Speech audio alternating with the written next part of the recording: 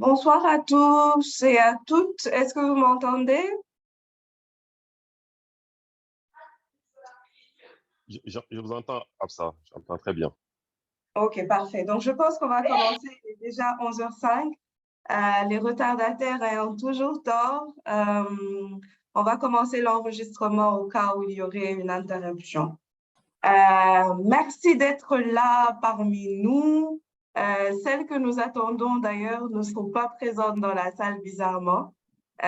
Juste pour rappel, cette session est organisée en partenariat avec une autre organisation en Côte d'Ivoire qui s'appelle Leader de demain et qui a initié la formation de jeunes femmes entrepreneurs. Et pour ne pas limiter le partage de connaissances juste à ces jeunes femmes entrepreneurs-là, nous avons décidé également de rajouter les partenaires ou les membres de JIDER. Je vais sans plus tarder commencer à partager mon écran. Alors, je n'ai pas, mon assistante est entre Catherine et Amina, coach Amina. Donc, une fois que je vais commencer à partager mon écran, par contre, il me sera très difficile de faire le monitoring des questions, mais on va essayer quand même. Commençons par la présentation. Pouvez-vous me faire le signe du pouce si vous arrivez à voir la présentation qui est à l'écran?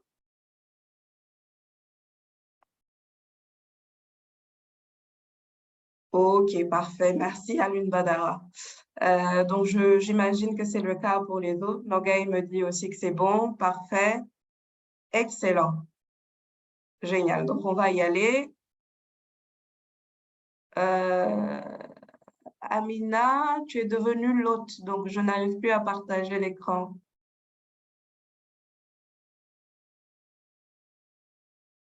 Coach? Ok, c'est revenu. Merci beaucoup. Alors, nous sommes là pour parler d'un sujet. On est samedi matin, je le comprends très bien. Donc, le niveau d'énergie n'est peut-être pas au maximum. Mais j'espère qu'on aura l'occasion de parcourir tout ce que je veux partager avec vous ce matin en 1 heure de temps ou un peu moins. Je vais juste vous demander, dès que vous vous connectez, de vous mettre en mute, s'il vous plaît. Merci beaucoup. Alors, commençons la session par une petite présentation. Je disais que cette activité était faite en partenariat avec les Leaders de demain, une association que nous accompagnons et qui représente Leaders en Côte d'Ivoire. Je suis Sening et pour me présenter, je suis fondatrice de Leaders pour celles qui n'ont pas eu l'occasion de me connaître. Donc, c'est une ONG qui est basée au Sénégal et qui accompagne des entrepreneurs à un niveau très early stage, si on peut appeler ça comme ça, donc très tôt, pour les aider à identifier leur parcours entrepreneurial et l'aide dont ils ont pour grandir. Je suis également la propriétaire de ABC, qui est une marque de vêtements qui promeut tout ce qui est Love Africa, Wear Africa, donc la culture africaine de manière générale, à travers la mode, les accessoires et très récemment, on commence à se diversifier avec les produits naturels.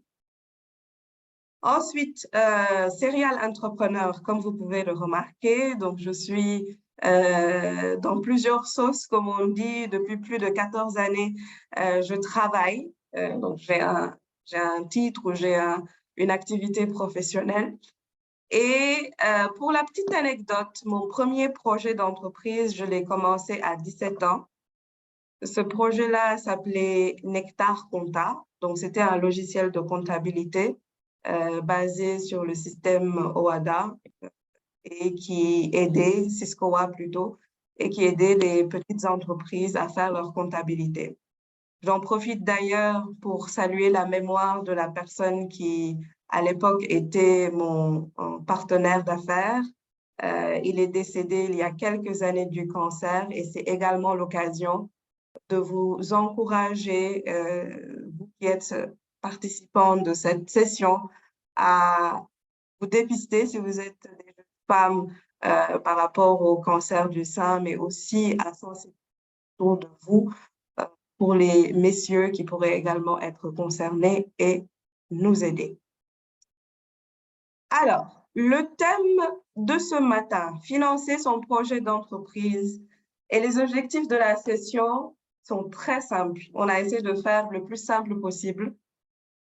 Les objectifs consistent à vous dire comment financer, quand penser financement et à quel moment il faut ou ne pas faire appel à certains de ces modes de financement. Mais la question à 1 million de dollars, c'est vraiment la question que tout le monde se pose. Si aujourd'hui, et d'ailleurs, on est dans une période très, très propice aux prières, petit coucou à ceux qui ont passé la nuit d'hier à prier en Côte d'Ivoire. Donc, c'était hier nuit chez nous et ce sera cette soirée au Sénégal. Si vous deviez avoir un ange qui allait accepter vos prières et vous donner le financement dont vous avez besoin, quel serait ce financement? Je veux un chiffre au niveau du chat, s'il vous plaît. Et je veux avoir une idée de ce que vous voudriez financer. On ne sait jamais, hein? Les anges sont parmi nous. Peut-être que l'offre de financement ou bien le chiffre que vous allez écrire là va se concrétiser. Donc, je vais voir au niveau du chat si vous pouvez écrire de combien de financement vous allez avoir besoin.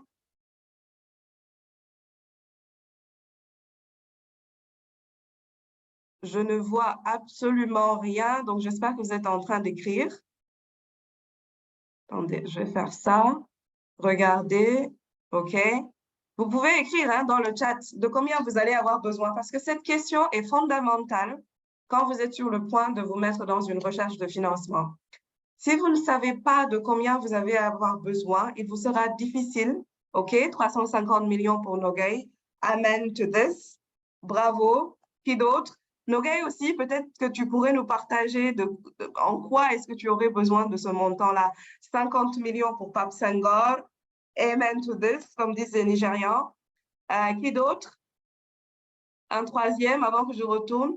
Je voudrais un financement à hauteur de 5 millions pour financer mon festival de friperie. OK, 5 millions. Amen. 250 000 euros. Amen. Merci beaucoup. Donc, vous, déjà, vous êtes sur une très bonne voie. C'est-à-dire que demain, si vous étiez dans le même ascenseur qu'Aliko Dangote, vous serez capable de lui dire de combien vous aurez besoin et de faire votre elevator pitch. Et c'est l'occasion de retourner à la formation, justement. Voilà. Il est important d'avoir une idée claire sur le chiffre dont vous allez avoir besoin, notamment dans la recherche de financement, mais dans l'élaboration même de votre projet. Et il y a 4 questions qu'un certain Robert Kiyosaki, à travers ses différents livres, nous invite à nous poser. Pour ceux qui ne le connaissent pas, Robert Kiyosaki est celui qui a écrit Père riche, Père pauvre, un livre d'une extrême importance que je vous invite à lire. Il a aussi écrit Guide pour investir. Avant de quitter votre emploi, 10 leçons. C'est également un excellent livre à lire. Et comment augmenter votre intelligence financière. Et qu'est-ce qu'il nous dit? Il nous dit, avant tout financement, il faut commencer d'abord par avoir un modèle économique. C'est la base. Le modèle économique va vous permettre de répondre à la question que j'ai posée tout à l'heure, à savoir de combien est-ce que vous aurez besoin. Mais il va vous permettre de comprendre en quoi est-ce que vous allez avoir besoin de ce montant-là. Qu'est-ce que vous proposez exactement? Quelle est votre offre de valeur, votre value proposition? Quel est le modèle qui va vous permettre de gagner de l'argent? Parce que nombreux sommes-nous, comme entrepreneurs, à nous dire, bon ben, je vais y aller, je vais faire un prêt bancaire. Pourquoi? Sous quelle durée? Avec quel partenaire? Grande question. Donc, le modèle économique vous permettra de vous dire, OK, est-ce que je me lance dans l'immobilier? Est-ce que c'est dans l'industrie cosmétique?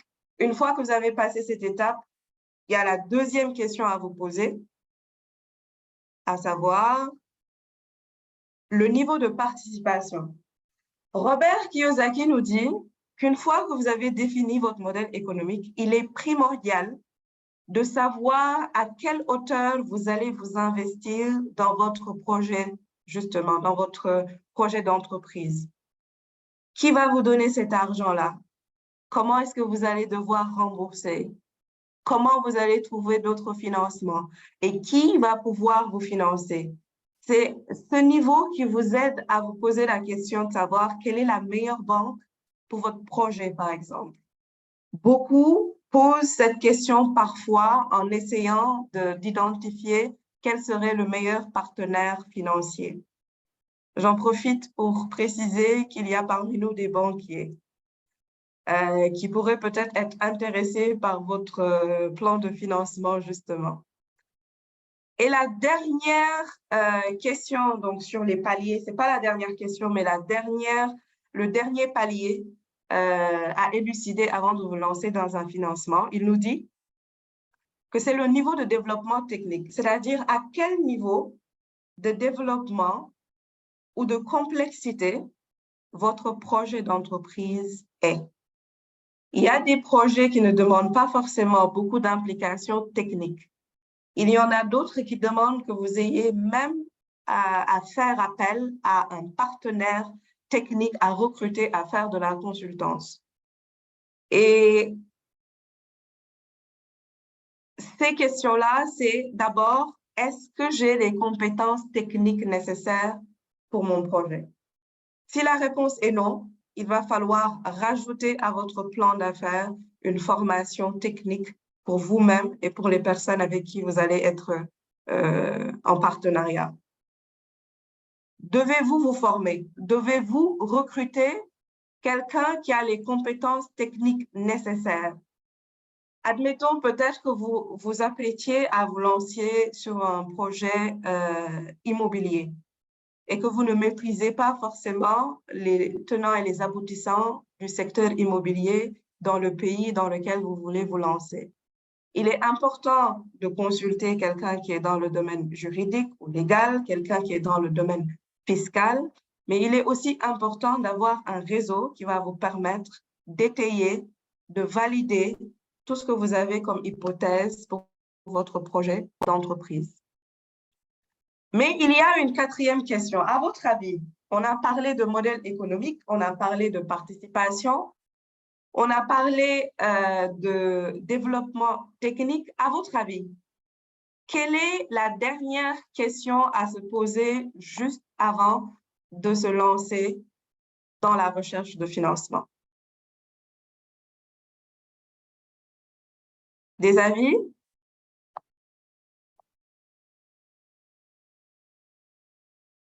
Vous pouvez activer votre micro pour le coup.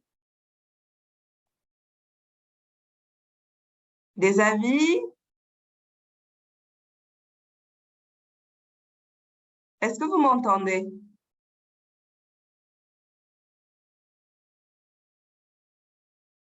OK, Pape Senghor, oui. Oui, merci Absa. Je ne sais pas si ce point-là aura été vu sur le premier palier de questions concernant le modèle économique, mais là, je pense au marché. Quelle est notre cible? Quelle est la cible de notre business, le marché? Si c'était pas... Marché, Oui. d'accord, je prends note, mais en réalité, effectivement, tu as raison, on peut le considérer dans le modèle économique, le marché. C'est ce que vous proposez, en fait, dans la question « Qu'est-ce que je propose ?» Très bon point. Le marché. Une autre contribution. Merci, Pape. Pour vous donner un indice, c'est quelque chose que généralement un banquier vous demandera. C'est une question qu'un banquier pourrait vous poser, par exemple. Un business plan? Un business plan, c'est toujours le modèle économique. Apport personnel, c'est la participation. Merci, Alun Badara. L'apport personnel, c'est la participation. Le business plan et le marché, c'est toujours le modèle économique.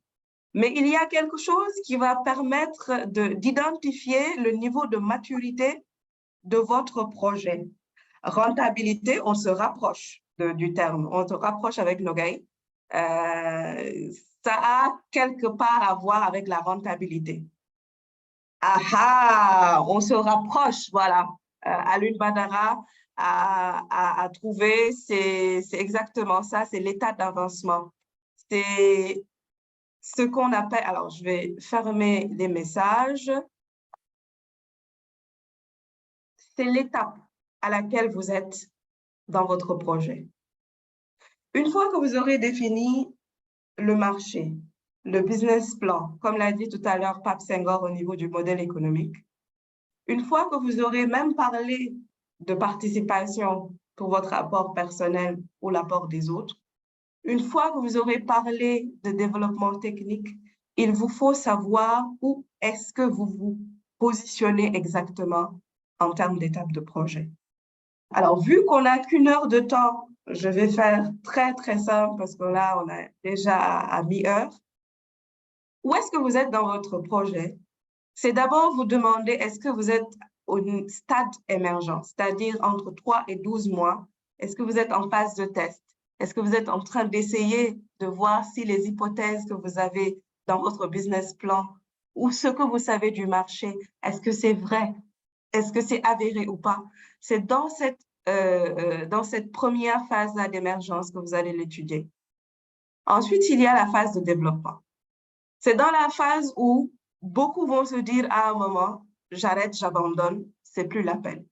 C'est une phase extrêmement difficile qui va requérir que vous ayez d'autres sources de financement ou d'autres aspects ou d'autres partenaires qui viennent vous appuyer, qui ne soient pas forcément vous-même au niveau du développement. Qui une équipe, qui un partenaire technique et financier, qui, etc., etc. Donc, vous avez besoin de renforts. C'est la phase start-up, c'est la phase de la vallée de la mort, c'est la phase où beaucoup décident d'arrêter leur entreprise. Entre 7 et 14 ans, il y a ce stade-là qu'on appelle chantier. C'est là où vous, comme dans un chantier, vous avez tout, hein, mais tout est peut-être en désordre et vous avez besoin de mettre tout en ordre dans votre entreprise ou dans votre marché. Cette phase chantier-là, c'est celle la plus prisée généralement parce qu'on appelle les investisseurs à long terme, c'est-à-dire ceux qui, dans le long terme, ont intérêt à vous, soit à vous prêter de l'argent, soit à vous accompagner parce qu'ils sont sûrs que vous avez un certain niveau de maturité, que vous avez grandi et que vous avez appris en termes d'expérience et que vous avez acquis un certain niveau. Et en phase d'exploitation, c'est les projets de grande envergure. Je pense que quand Nogay parlait tout à l'heure des 350 millions, amen to that, elle parlait de projets d'exploitation qui, à long terme, peut avoir un impact extraordinaire au niveau de votre entreprise, mais généralement au niveau des filiales, si vous comptez en avoir surtout. Est-ce que vous avez des questions à ce niveau parce qu'on va passer à la prochaine étape qui est le Monopoly d'Ifuwo.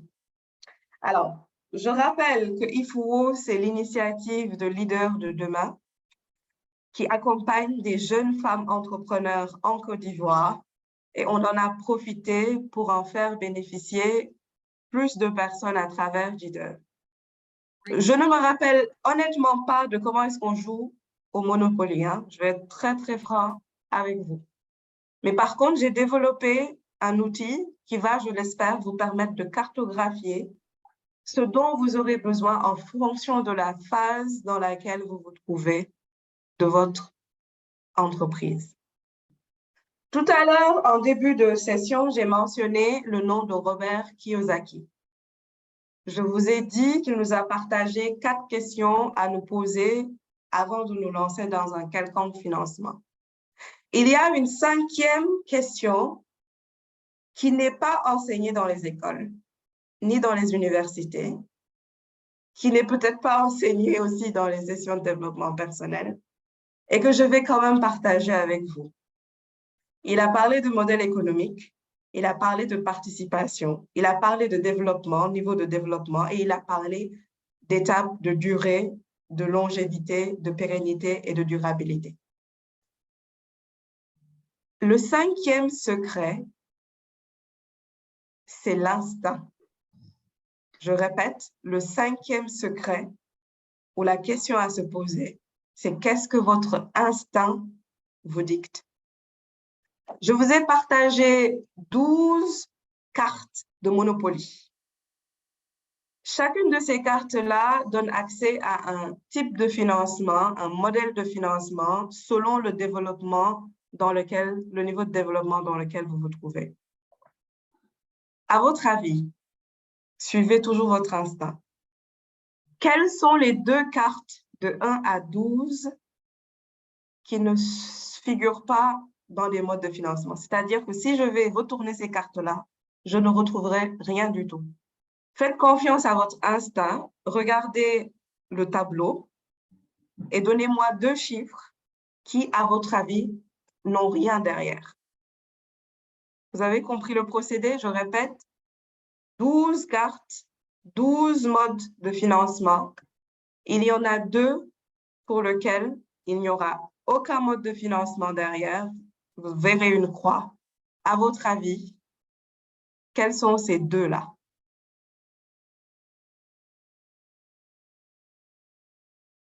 Vous pouvez l'écrire en chat. Hein? Donc, je vais regarder à nouveau le chat. 3 et 11. OK, merci Savané. 12 et 2. OK, bravo. Abdul Bala, on a besoin de 2 chiffres. Hein? Fais confiance à ton instinct. 9 et 11 nous dit Pape Senghor. OK.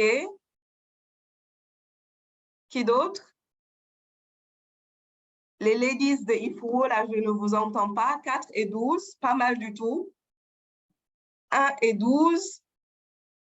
Tout ce qui est dans chantier, nous dit Nogay. OK. 2 chiffres, Nogay. On a besoin de 2 chiffres où il n'y a rien. C'est aussi l'occasion de voir qui est là et qui n'est pas là. 3 et 8. 1 et 4. Parfait. Bon. 2 dernières propositions et on retourne les cartes. 2 dernières propositions. Regardez, faites confiance, fermez les yeux, rouvrez-les, regardez le tableau et dites-vous, OK, qu'est-ce que je sens?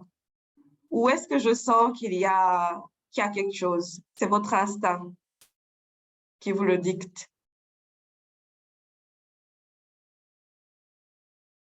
Je vois qu'il y a des participants aussi dans la salle d'attente.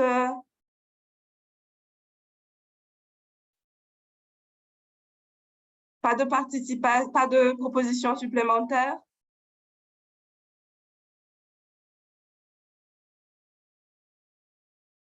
OK, je ne vois plus rien parce que là, je partage l'écran en même temps. Fodio Maria nous dit 3 et 12. Allez, on y va. Alors, toujours sur la base du livre ou des livres de Robert Kiyosaki et un peu de mon expérience avec Jiden et ABC, je vous ai cartographié les différents types de financement et je vais expliquer sur la base de mon expérience et vous inviter à aussi partager avec nous pourquoi il est important d'intervenir à cette phase-là.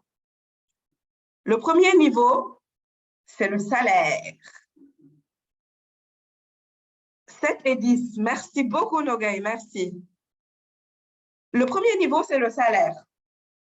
Pourquoi est-ce que le salaire est important à ce niveau de développement technique? C'est parce que quand vous êtes en train de travailler et qu'il y a, entre guillemets, une certaine sécurité, cela vous permet de pouvoir avoir un backup pendant que vous travaillez et une source de financement qui est plus ou moins régulière, disons peut-être mensuellement ou 2 fois par mois, ou etc. Beaucoup tendent à oublier cet aspect, alors que la plupart de ceux qui entreprennent ont un jour eu à travailler. Donc, ils ont eu à amasser un salaire, ils ont eu à avoir une source de revenus qui était d'abord leur contribution propre. Donc, le salaire, si vous êtes en train de travailler, est une source de financement qu'il ne faut pas négliger. La deuxième source de financement, c'est le crowdfunding. Le crowdfunding est aussi appelé financement participatif, d'autres l'appellent socio-financement. Dans certaines cultures, on l'appelle tontine. C'est lorsque des personnes ou des individus décident de mettre à titre participatif des fonds ensemble pour pouvoir espérer financer une activité ou un projet. Le crowdfunding n'est pas négligeable. Personnellement, quand je commençais les tout premiers camps de vacances de JIDER, à l'époque, nous avions besoin quand même d'un peu plus de ressources parce qu'un camp de vacances pour regrouper un peu plus d'une quarantaine d'enfants à Saly pour réouvrir un hôtel carrément à l'époque, des graines d'entrepreneurs en 2015, j'ai fait appel à ce crowdfunding. La plateforme que j'avais utilisée s'appelle 1% Club. C'est une plateforme qui est basée aux Netherlands et où il te laisse contribuer de manière, donc il te laisse participer. Et lorsque tu atteins un certain niveau, par exemple… Allô? Allô? Oui. OK. Savané, si tu as une question, parce qu'il y a un bruit derrière, tu peux écrire dans le chat. Donc, le crowdfunding 1% Club, j'ai amassé un certain niveau d'argent et ils m'ont complété le restant. À la fin de cette cagnotte-là, nous étions un peu plus de 200 personnes à avoir participé. Ça s'appelle 1% Club. Et j'avais réussi à amasser un peu plus de 9 000 € pour lancer cette campagne-là. Donc, le crowdfunding fonctionne et je peux en témoigner. C'est le financement participatif. C'est généralement pour les projets qui sont de très courte durée et qui vous permettent d'avancer ou de rapidement tester votre idée de projet. Ensuite, nous avons la marge commerciale. Il arrive que vous soyez justement déjà en train de lancer votre entreprise et que vous soyez à même de cumuler une marge. Et la marge commerciale se calcule très simplement par le prix de vente, c'est-à-dire le prix auquel vous vendez, moins le prix d'achat. Ce que vous obtenez, c'est votre marge commerciale. Les Nana Benz, je ne sais pas si vous les connaissez, ce sont les dames qui vendaient des tissus entre l'axe Togo-Bénin il y a quelques dizaines d'années, disent que c'est sur la base de leur marge commerciale qu'elles arrivaient à faire des cagnottes, donc du crowdfunding avec des tontines, et à amasser beaucoup d'argent pour pouvoir acheter leurs tissus et avoir la réputation qu'on leur connaît, parce qu'elles étaient de grandes femmes d'affaires, comme vous les Ifouo, je l'espère, Inch'Allah. L'autre type de financement, donc 1, 2, 3. Oups. Le quatrième, c'est les concours. Alors, les concours ou les grants, ce sont des appels à manifestation d'intérêt. C'est-à-dire, vous allez entendre de grandes sociétés telles que, ou de grandes organisations, USAID, Microsoft, etc., qui lancent des concours et appellent à manifestation d'intérêt et qui invitent les entrepreneurs à faire justement un pitch ou à participer à un concours. Ce quatrième volet-là dépend bien entendu de votre modèle économique comme la marge, mais ce qui est le plus important à noter, c'est que ça varie. Le montant peut varier donc entre 1 million, 5 millions, 10 millions pour certains, 50 000 $ pour d'autres. Il y a deux choses à prendre en considération avant de faire appel à ce type de financement-là. Le premier, c'est qu'il faut vraiment valider votre projet d'affaires parce que généralement, il demande à avoir un plan d'affaires très concis. Et deuxièmement, il vous faut une équipe, c'est-à-dire que vous ne devez pas être la seule personne généralement derrière ce genre de concours parce qu'il vous faut une équipe et l'assurance que eux, en investissant sur votre projet, ils investissent dans des profils bien précis. au-delà du vôtre. Ça, c'est le 4. Ensuite, nous avons le 5. Le 5 est très connu. Généralement, les entrepreneurs quittent 1, 2, 3, 4 là pour venir à 5. Le love money, je vois Yapo qui est en train de sourire, peut-être c'est ton cas. Le love money, c'est lorsque vous faites appel à votre famille ou à des personnes qui vous sont très, très chères. C'est très proche du crowdfunding, mais il existe dans certaines familles ou dans certaines cultures, surtout au Rwanda. Je sais que c'est très développé au Rwanda, où quand quelqu'un est sur le point d'établir un projet qui lui est très, très, très cher, la famille, les proches, les amis se mettent ensemble, soit à l'église, soit à la mosquée, soit dans leur communauté, pour donner un financement capital. Ce financement est important quand vous faites votre développement technique parce que rappelez-vous, le niveau de développement technique est ce niveau-là qui demande à ce que vous ayez quand même du cash avec vous. Il faut que vous ayez la sécurité, vous ayez un backup plan, il faut que vous ayez un parachute pour pouvoir soutenir le développement technique. Et le love money, ça ne se décrète pas. Ça ne veut pas dire que vous allez détester tous ceux qui ne seront pas en mesure de vous aider. Ça veut juste dire que vous avez cette opportunité-là de faire appel à votre réseau, tout simplement. Et en termes de financement participatif, il y a aussi l'épargne. L'épargne, c'est lorsque vous êtes en mesure de pouvoir mettre de côté de l'argent que vous avez amassé, soit à travers votre savané. Non, c'est voilà. Donc, c'est une épargne, c'est de l'argent que vous avez mis de côté, soit que ce soit votre marge commerciale, soit c'est de l'argent que vous avez reçu en don, soit c'est de l'argent que vous avez reçu dans divers autres secteurs ou diverses autres sources. En épargne, ce qu'il faut retenir surtout, c'est que vous avez votre skin in the game, comme on dit. Vous avez votre part à jouer parce qu'il faut beaucoup de motivation, beaucoup de discipline pour être en mesure d'épargner. Généralement même, ce qui est conseillé en matière d'épargne, c'est d'avoir un livret où vous suivez de manière très périodique et de manière systématique une routine régulière. Par exemple, c'est vous dire, en fin de mois, je vais désormais garder 500 000, 50 000 francs, 20 000 francs de côté. Je ne sais pas à quoi cela va me servir, mais je le mets de côté quand même. C'est considéré comme une source de financement. Pour ceux qui avaient dit 1, 2, 3, 4, 5, 6 là, c'est que vous êtes déjà out. Je continue avec les cartes. La 7e source de financement, il n'y a rien. Donc, ceux qui avaient parlé de la 7e carte, il n'y avait rien derrière. La 8e carte, il y a le microcrédit.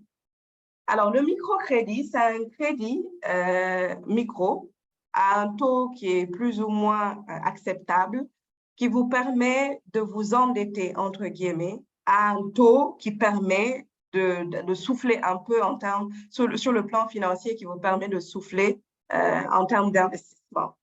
C'est vous dire peut-être que vous allez prendre 5, 6% ou 4, 5% pour certaines structures de microfinancement, où vous allez devoir payer chaque mois ce montant-là à leur devoir en échange, en contrepartie d'un montant qui va être agréé avec cet organisme de microcrédit pour vous appuyer. L'inconvénient avec le microcrédit, c'est qu'il y a un plafond au niveau du montant maximum qui va vous être octroyé. Et c'est l'occasion justement de revenir aux 4 questions dont a parlé Robert Kiyosaki. Votre modèle économique, votre participation, le développement technique et surtout la durée. Parce que c'est dans la durée que vous serez capable de payer un microcrédit, surtout si vous n'avez pas le montant initial, donc la quotité initiale nécessaire pour le remboursement. 9, il n'y avait rien. Alors, très rapidement, parce que l'heure file.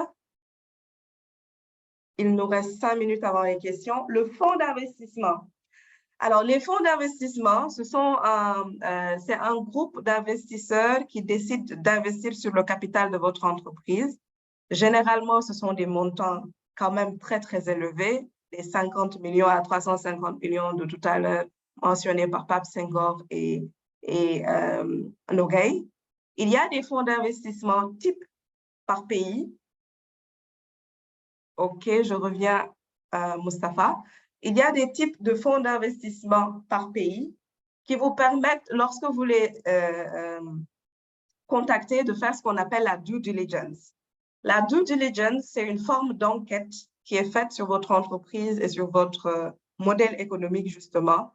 Ils vont soit vous accompagner sur le plan technique pour que vous puissiez vous relever en matière d'investissement. C'est de gros investissements, encore une fois. Soit ils vont vous donner un capital ou une source de financement de cotisation qui va vous permettre de remplir vos objectifs sur du long terme.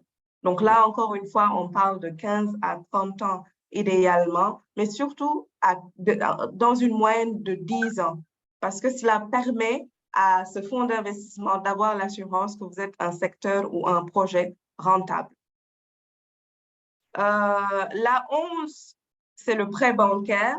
Donc, le prêt bancaire qu'on connaît, bien entendu, c'est lorsque vous allez faire un emprunt auprès d'une banque commerciale qui, en échangeant un pourcentage, va vous donner un montant capital qu'il va créditer chaque mois. Ce qui est important de savoir, parce que beaucoup d'entre nous, et j'ai reçu des sollicitations à ce niveau, quittent toutes les autres activités, donc tous les autres modes de financement pour atterrir vers le prêt bancaire. Alors que le prêt bancaire a des exigences, par exemple en termes de quantité de financement ou de mensualité à payer, il vous faut être capable d'assurer à la banque que vous avez de quoi la payer tous les mois, sous réserve d'avoir des sanctions pouvant aller jusqu'à des hypothèques, pouvant aller jusqu'à des saisines, etc., etc. Donc, attention aux prêts bancaires et consulter un banquier, quelqu'un qui est déjà dans le secteur de la banque. C'est très, très important avant de contracter un prêt bancaire. Et enfin, on a le partenariat. Donc, c'est le dernier pilier.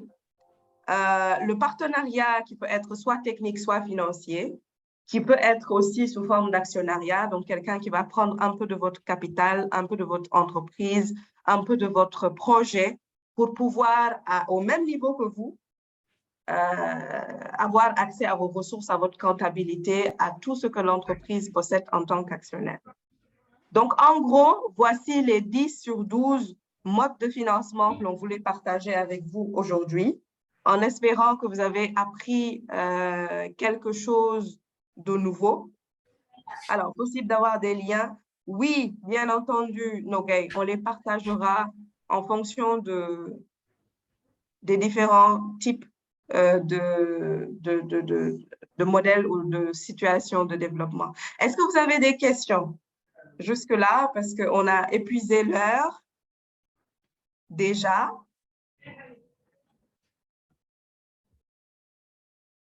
Vous pouvez soit désactiver votre micro, soit les écrire sur le chat. Hein? Et il nous reste 15 minutes pour les questions et les réponses.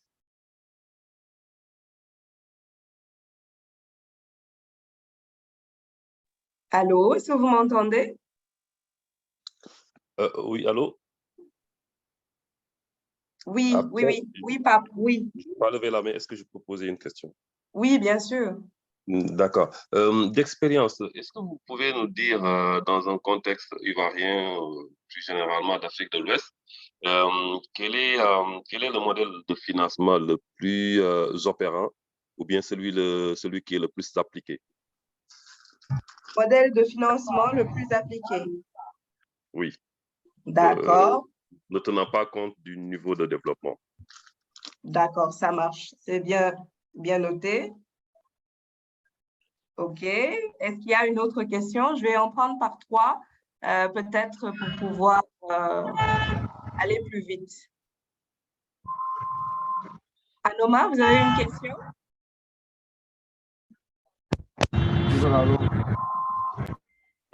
OK, Anoma est en mute. Moustapha, à toi. Oui, j'ai une question. Oui, j'ai une question. Oui. Bon, voilà, je voudrais savoir, est-ce que tous les projets peuvent avoir les mêmes sources de financement? Est-ce que cela ne diffère pas aux projets pour avoir, par exemple, sur le crowdfunding, est-ce que tous les projets peuvent être financés par le crowdfunding et ainsi de suite, les prêts bancaires et également les autres? D'accord, bien reçu. Donc, si je comprends bien la question, c'est est-ce que tous les projets peuvent être financés par un type de financement, c'est ça? Tous les types de projets. Moustapha, c'est ça la question? Oui, c'est ça, oui. OK, ça marche, parfait, bien reçu. Une troisième question avant que je ne réponde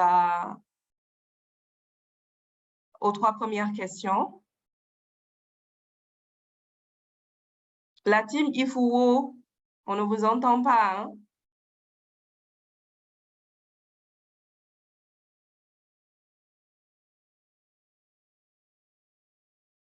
Allô?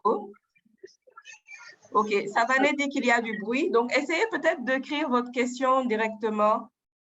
Voilà, il faut la taper sur le chat Savané. Comme ça va être beaucoup plus simple. Donc, en attendant, je vais répondre à la question de Pape Senghor. Pape, merci beaucoup pour la question. Dans les pays en voie de développement, de manière générale, on note que le niveau celui le plus sollicité, et cela se comprend, c'est le microcrédit et le microfinancement. Le microfinancement, parce que justement, c'est une façon pour les organisations qui évoluent dans le secteur de faciliter l'inclusion financière. De plus en plus, même si vous remarquez, des organisations, des banques, des établissements financiers de grande envergure proposent de plus en plus du microcrédit pour que l'accès au financement soit beaucoup plus facilité. De plus en plus également, nous rencontrons des organisations qui évoluent dans la FinTech, donc dans la technique financière, qui, tenez-vous bien, en 2022 a amassé, donc les startups qui sont dans les FinTech ont amassé plus de 400 deals, on parle de millions de dollars en termes de financement, rien que sur ce secteur-là. Il y a d'abord la FinTech. Le deuxième secteur qui est le plus sollicité, deuxième et troisième secteur ex aequo, c'est l'aspect health tech, education, et on a la logistique, donc tout ce qui est transport et logistique. Ces startups-là arrivent à avoir un financement parce qu'ils répondent à une problématique, ils répondent à des solutions ponctuelles en Afrique. Et c'est de cette manière-là que ces investisseurs, identifiant donc le marché et donc ce type d'opportunités, les accompagnent pour pouvoir avoir une ristourne sur leurs résultats et partager les résultats qu'ils vont avoir. Le tout premier à ce jour et le plus grand deal financé, c'est chez Wave, le transfert d'argent que vous connaissez sûrement, qui a à ce jour, en 2022, amassé le plus d'argent. Je ne me rappelle plus du montant exact, mais ils sont le leader pour le moment en termes de financement, de mobilisation de ressources chez les startups. La deuxième question était en rapport avec le modèle. Alors, je vais peut-être remettre l'écran pour répondre à Moustapha. Pas tous les types de financement peuvent être financés par le crowdfunding. Parce que rappelez-vous, les financements sont, si vous remarquez d'ailleurs, plus on est dans la durée, plus le montant est important de gauche à droite, plus le type de financement à solliciter est important. Le crowdfunding, c'est pour les petits projets, disons, des projets ponctuels de 3, 12 mois maximum qui ne demandent pas forcément une grande somme d'argent. J'ai donné l'exemple de 9 000 €, mais il y en a qui arrivent à faire du crowdfunding jusqu'à 50 000 à 40 000 €. ça dépend du secteur dans lequel vous êtes. Et c'est pour ça que le modèle économique, le tout premier pilier, est important. C'est celui qui va déterminer le montant dont vous aurez besoin et le type de financement dont vous aurez besoin. J'espère avoir répondu à la question, Mustapha. Oui, c'est ça. Oui, c'est ça, oui. Parfait. Est-ce qu'on a d'autres questions? Savane nous dit, en Côte d'Ivoire, il est très difficile d'avoir des financements. Je ne sais pas si c'est pareil au Sénégal. Qu'est-ce qui explique cela? En fait, cela dépend de ce qu'on appelle financement. Si vous regardez les 12 types de financement dont on a parlé, il y a pas mal de financements qui ne dépendent pas forcément des autres. Parce que Robert Kiyosaki nous dit qu'on conçoit à tort que le financement doit seulement être chez nous, donc notre participation ou la participation des autres. Il y a différents types de financement selon les types de projets. Si tu parles de financement, par exemple, prêts bancaires et fonds d'investissement, effectivement, ce n'est pas aussi facile que cela. Surtout les partenariats, la 12 avec les business angels. Un business angel, en fait, c'est quelqu'un qui décide de financer tout simplement. C'est une personne qui décide d'investir une partie de son patrimoine dans des sociétés innovantes à fort potentiel. On n'en a pas beaucoup. On a discuté d'ailleurs avec coach il y a quelques jours, tout simplement parce que pour qu'un business angel puisse fonctionner dans le contexte dans lequel nous sommes en Afrique subsaharienne, il y a pas mal de paramètres à prendre en compte. Par exemple, un business angel va vous demander de lui proposer un plan de travail d'ici 5-10 ans, où est-ce que vous vous voyez. Il va vous demander d'avoir une équipe, un plan de recrutement sur les personnes que vous allez recruter. Ce niveau de granularité, ce niveau de discipline et de homework, appelons ça comme ça, malheureusement, dans les pays francophones, on n'en voit pas beaucoup. Par contre, le crowdfunding qui consiste à demander à des gens proches de toi ou le love money qui consiste à demander à des personnes qui sont proches de toi de cotiser pour que tu aies un projet, je pense que c'est très fréquent en Afrique. Le crowdfunding, c'est pour les associations, une question de Alun Badara? Non, pas forcément. J'ai par exemple un ami qui a lancé Innovation House, que vous connaissez sûrement, qui est en ce moment en train de faire du crowdfunding. Je pense qu'il a besoin de 60 000 €. Et il est en train de le faire. Il propose un bootcamp dans son camp de vacances, en fait, dans un camp qu'il a créé. Et il est en train de demander de l'aide.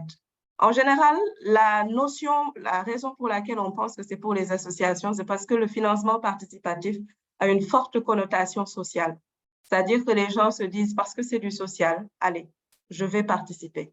Mais il y a du crowdfunding et des levées de fonds même dans les structures qui sont parfois des entreprises naissantes. Donc, c'est au tout début de leur développement. Vous avez parlé du 5e point qui est l'instinct. Sur quels aspects doit-on suivre son instinct? L'instinct doit être suivi dans pas mal de choses. Par exemple, votre instinct va vous interpeller dans le recrutement de votre équipe, les personnes à qui faire confiance, les partenaires avec qui signer. C'est un point très sensible que Kiyosaki décrit surtout dans l'un de ses livres avant de quitter votre emploi, les 10 leçons. Il est important de suivre son instinct pour pouvoir identifier même dans quel secteur est-ce que vous vous sentez à l'aise. N'allez pas dans un secteur où vous ne vous sentez pas à l'aise juste sous prétexte que c'est un secteur porteur. Il peut être porteur pour certaines personnes qui ont un réseau bien affiné et très spécifique. Il y en a d'autres qui n'ont pas forcément cet instinct-là. Il y a des gens qui sont faits pour l'entrepreneuriat dans les BTP, parce qu'ils maîtrisent le chantier, ils sont passionnés par cela. Il y en a d'autres qui ne sont pas capables de le faire parce que ça ne leur parle pas, tout simplement. Oui, il y a Yapo qui demande un récapitulatif pour le cours, pour mieux comprendre. Le concours des grandes entreprises ou sociétés est très nécessaire dans le projet. Alors, Yapo, il va falloir se rapprocher. J'ai vu que tu avais des problèmes de connexion, effectivement, et qu'on t'aidait à réparer cela. En fait, les grandes entreprises n'interviennent pas forcément dans les ressources ou les options de financement. Ils le font à travers des concours, comme tu l'as si bien dit. Surtout en Côte d'Ivoire, j'ai remarqué qu'il y a énormément de concours des grandes entreprises du secteur privé vers les plus jeunes entrepreneurs.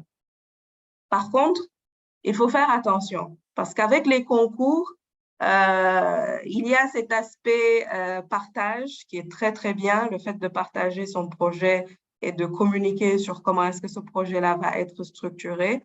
Mais en le faisant, mieux vaut s'assurer que le projet est déjà rentable ou déjà viable ou a déjà un prototype pour éviter que cette idée de projet-là ne soit, je ne vais pas dire réadaptée, mais pour éviter qu'il n'y ait peut-être des problèmes légaux plus tard ou de plan juridique avec ces entités. Les concours peuvent vous apporter une très grande visibilité surtout.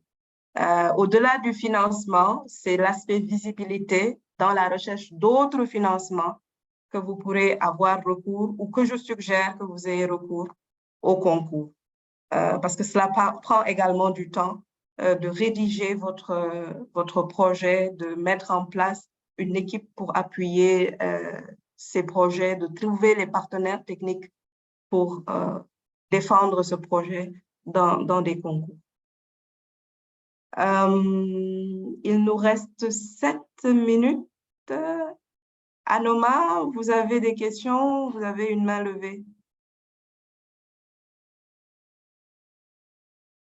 Anoma? Ah non, désolé, c'est une mauvaise manipulation. Ah, d'accord, c'est compris. Merci beaucoup. En tout cas, j'espère que cette session, donc c'est tout pour aujourd'hui, pour cette première session, la toute première sur comment financer son entreprise. On va développer un document qui va vous donner quelques astuces et quelques liens pour pouvoir identifier les prochaines étapes sur les partenaires ou les recherches de financement. On a une contribution de Medoun qui nous dit les besoins des startups peuvent être divisés en 3 types, investissement, fonctionnement et exploitation. Effectivement. Et je pense que ce sera mon mot de fin avant de clore cette session. Avant de vous mettre dans une optique de rechercher un financement, déjà identifier le montant dont vous aurez besoin. Accepter qu'il y ait d'autres personnes qui vous rejoignent dans cette épopée, dans cette aventure, parce que, comme vous le voyez sur l'écran, de l'émergence, donc de la phase d'investissement, comme dit, à la phase d'exploitation, il y a à boire et à manger. Donc, essayez d'avoir des partenaires stratégiques qui vous permettent, soit sur le plan technique, soit sur le plan relationnel, d'avoir un réseau vous permettant d'identifier, d'avoir au moins un backup, de savoir où vous mettez les pieds. Et le troisième conseil que je pourrais donner, c'est que c'est important, mais vraiment primordial pour quelqu'un qui recherche un financement, de pouvoir comprendre que plus vous avez besoin de plus d'argent, plus les risques vont être élevés. C'est l'occasion de remercier, je ne sais pas s'il est là, Mokhtar Sarr, qui est un investisseur et qui est intervenu dans une de nos sessions de formation intensive appelée Sérendipité, et qui expliquait pourquoi est-ce que de gros montants requièrent que vous preniez des risques importants, des risques un peu fous, voilà, pour être honnête. Ce sera tout. J'espère avoir respecté le timing coach, 1 heure. Je reviendrai à toutes ces sollicitations séparément. Merci d'avoir participé à cette session et je vous donne rendez-vous pour une très prochaine session, Inch'Allah. Bonne fin de journée, excellent week-end et bonne prière pour nos amis du Sénégal qui vont passer la soirée du Maouloud en prière. Merci beaucoup à toi. Au revoir.